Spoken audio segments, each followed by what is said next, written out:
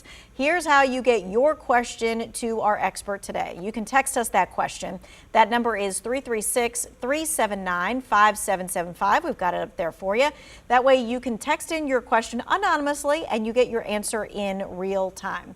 All right, Janae, first and foremost, I'm going to start off with a statistic, and it may or may not surprise you, depending. Let's take a look at the percentage of Americans in debt when it comes to what's happened lately in the pandemic. So we're going to bring that up so that you'll be able to see that percentage of Americans in debt when we're talking about what's happened after the pandemic. 42% of Americans have more credit card debt now than pre-pandemic. What do you think? It's kind of surprising because a lot of money flowed from the government during the pandemic. And I mean, a lot of money to the American people for the first time ever. And so, but I'm also not surprised because some people could have been in a deep hole in the first place. And so, although the government money came, it kind of just put them at near regular levels. And then the credit card debt came for them to actually keep going, especially if they had lost a job. So they probably needed both. And that's where the credit card debt maybe have came in. All right, so we're going to be talking about how to get out of debt. And if you don't know Janae Adams, she got out of $50,000 in debt in 2 years. That is an amazing feat. Yes, it was hard, but it was, I guess it is amazing. It is amazing. All right. All right. When you talk about your experience about how you did it, and then how other people can do that, kind of put that in perspective for us, because how you did it, I don't think most people are not disciplined enough to do it that way, but then some thoughts on how people can tweak that for doing that themselves. Yes, definitely. Everybody has your own path. Just remember that you don't have to do things in 2 years. I had my back against the wall. Everybody does not, but definitely certain ways. Like I cut back on a lot of things, and maybe you can just cut out on a few things. So maybe you don't go all the way to basic cable like I did, but maybe just have a couple of streaming services that cost you about $20 to $30 a month, and just cut back for a few months and then pay some debt off, and then you can go back to your streaming services, the 5 or 6 that you may have right now. Yeah, and none of us are going to get out of debt without changing some sort of lifestyle habit, right? All right, so when we talk about getting out of credit card debt, we're going to put up this graphic too, because there's a couple of different things that you can do. And of course, these aren't all the things you can do, but here's a couple of different things you can do. One of them is the zero balance transfer card. How does that help? So definitely being able to do the zero transfer card takes you out of the interest rate that you're in right now. So a lot of people with credit card debt, they just can't get ahead because the interest rate is too high for them and the payments are too high. So when they go over to the transfer to the zero interest rate, it's kind of giving them a new slate to kind of get a hold of it and maybe not only pay it down, but probably pay it off. Okay.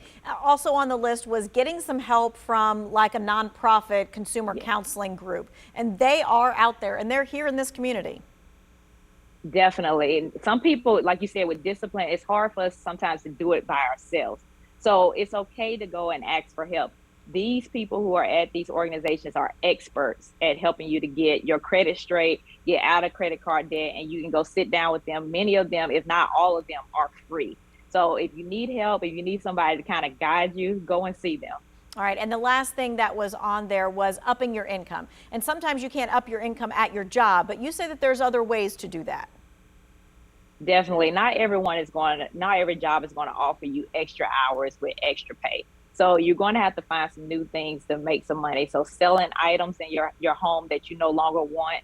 You could either take on a part-time job. I know that's not like the one that everybody likes, but the part-time job is not going to be forever. And bringing in the extra $200 or $300, $400 a month can help you get out of credit card debt a lot faster than just your regular paycheck. All right, one of the text questions that we're getting in right now is, how can you pay student loan debt down when you're on a fixed income?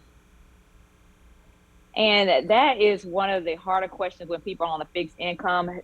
Definitely look at ways, like I already talked about, to be able to cut back. You may not be able to cut back as much as other people can, but even $10 here, $20 there, each month can be added to paying down that student loan debt. And make sure that you're adding it to the principal instead of just throwing it out there, because a lot of student loan companies will put it to the interest and you won't see any difference. Now, right now you're in a forbearance until May 1st. So start saving that money right now. So when May 1st starts, it won't feel like you're actually behind. You'll actually be ready to start paying it back.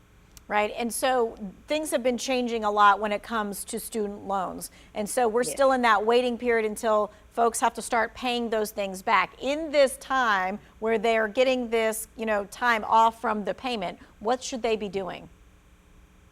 Definitely, if you feel like in the past your student loan payment has been a burden to you, this is the time to take any extra money that you have coming in, whether it's selling things, cutting back on expenses, and start to put that in a separate savings account for your student loans. So when those payments start back, you can just start picking out from there. If it's $100 a month that your payment is, $200 a month, you've already built up a treasure chest. This is the time to make sure that you have everything in control before May 1st starts. Okay, let's talk about some tricks for saving. I know we're talking about getting out of debt, but we're also talking about some tricks for saving. And it starts with everything from what kind of emergency fund you should have to monitoring spending. Definitely. So $1,000 is what a lot of people look forward to have an emergency fund. I like $1,500 because it just seems like our lives are getting more expensive, and so are the emergencies. So you need to see ways that you can start to bring in $10, $20, $50. And it's always a mindset thing. A lot of people say, well, Janae, I can't save $1,000. It's just about it being a big elephant and taking a little bite out at a time. You don't have to get $1,000 in a couple of months. It can be the whole year. All right, and so I think that's an important point is you don't save $1,000 a chunk at a time. You're saving it $10 a week or $20 a week. Definitely. Just take it one step at a time. All right. So what we're going to do is we are going to take a quick break. We've got some of your text questions that we'll be doing as we come back on the next segment. If you want to text your question in, we got it right here for you, 336-379-5775. We'll be right back.